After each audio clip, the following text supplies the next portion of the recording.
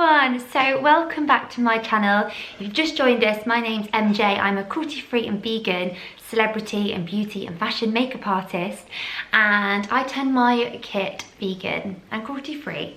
I think it was about two and a half years ago, which sounds mad because it's been such a long journey, and I've learned so much since I first turned everything vegan.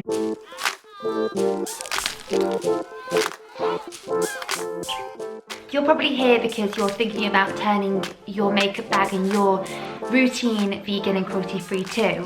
So I want to make it as easy as possible for you and help you along the way and give you a little bit of a guide. So starting off with tip number 1.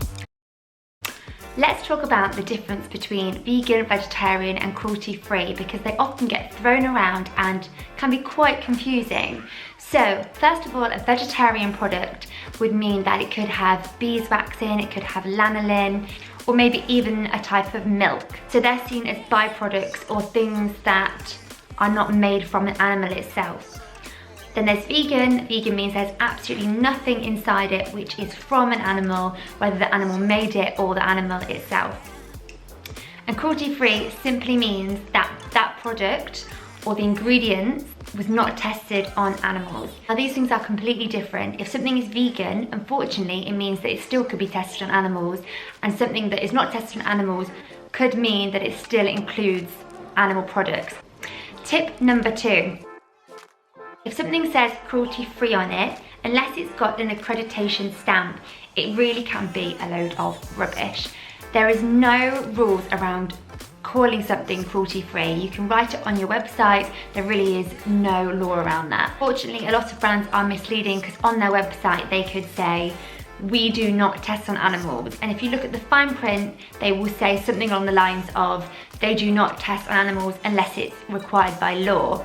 These companies are high chance for testing on animals because by saying that about the law, they're basically covering their back for the product being sold in China where they have to test on animals. Tip number 3, if you can't find on their website if they say cruelty free or they haven't got an accreditation, then what I tend to do is check if they're stocked in China. If they're stocked in China, they will be testing on animals. There's a few loopholes going on and a few companies which are somehow able to still stock in China. However, they are very rare and chances are they will be on the Leaping Bunny site because Leaping Bunny currently has got a few ways of brands being able to be stocked there without testing. So check on there if you're not sure. Tip number 4. In terms of accreditations, Leaping Bunny is the most trustworthy. This is because they have to audit the brand and the suppliers really regularly. Another good one to look out for is PETA. However, PETA haven't got quite as many strict rules or regulations as the Leaping Bunny. And there's also the Choose Cruelty Free logo. Tip number 5. Now these badges are quite expensive, so a lot of small brands can't afford to do that. So if you can't see any of the badges on the product or on the website, then a good source is checking Logical Harmony website or Ethical Elephant because they've got a really long list of all the brands which are classed as cruelty free. Tip number 6. So that's the cruelty-free badges. If you would like a product to be vegan as well, then it's also important to look out for vegan logos. Here are some logos that are trustworthy. Tip number 7. Now, if you can't see a vegan logo on the product or on the website, then do look at the ingredients on the website because I often find that at the very top of the ingredients, it says whether it's vegan or not. It also says if it's vegetarian, gluten-free and everything else. Tip number 8.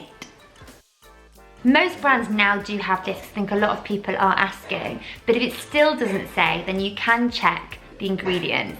The most common ones to look out for are carmine, which is crushed beetles, lanolin, which is sheep sweat, guanine, which comes from fish scales, there's beeswax. Another common one in many powders is silkworms. So silk is made from silkworms and it's added to lots of powders to make it really, really soft. There's many ingredients unfortunately can be vegan or cannot be. In fact, hyaluronic acid, which you would see everywhere at the moment, I'm a really big fan, traditionally came from rooster combs. Now there's many synthetic versions and plant-based versions, but there are so many more, and I've actually got a blog. I've got a long list of ingredients to look out for, and you can cross-check them there. Tip number 9. There are some cases where a product will say that it's vegan. However, on the back it may say carmine, but have a look, because if it's got a plus/minus afterwards, it could mean that this particular product may or may not have it. This would be typical in, for example, a brand that's got lots of different eyeshadow palettes, and they would only want to use the same print of ingredients on the back of all of them. I guess it makes it cheaper and more sustainable to use the same print. And this might be that some of those palettes have got carmine in and some of them haven't. However, on the website, they've said that particular palette is vegan. If you want to double check, I often just email the brand and they'll let me know. Tip 10. If you're wanting to turn more vegan and cruelty free, what I probably would say also is do it at your own pace. Don't feel like you have to just throw everything away because you've already bought that product. It's just going to go in the bin and be a complete waste. So don't waste it, use it up, and just have your eyes set on the next product that you're going to buy that is cruelty free vegan. Tip number 11. I've got some great friends who've got amazing information. I'm going to add a list of them here so you can go and follow them and see daily and weekly posts all about their transformations and their hacks and tips and recommendations. And also just check out my Instagram. I've got so many highlights and wall posts and IGTVs all about my favourite products and brands, and they're all cruelty free and vegan. Tip number 12. My final tip would be to say don't judge. We're all on our own journey with this, whether your friends or people that you know are just trying cruelty free. Maybe they're saying they're doing cruelty free and vegan, but then they've got the odd thing which is still tested on animals. It doesn't matter. We're all waking up and we're all becoming more aware of where we're putting our money and what we're voting for, because every time you buy something you're voting with your purse. Tip number 13. Another thing that might help you is the Bosch How to Live Vegan book.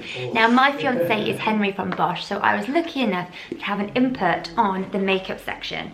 So I created a guide of how to turn your makeup bag and your bathroom cabinet vegan and cruelty free, and there are a lot of shocking things in there that are annoying that they have to have animal products in there, but I've tried to help you with giving you as many recommendations as possible. So hopefully you'll find that helpful. If you've got any tips and hacks on turning cruelty free and vegan, please pop them in the comments below. Thank you so much for watching. I hope you found it useful, and see you next time.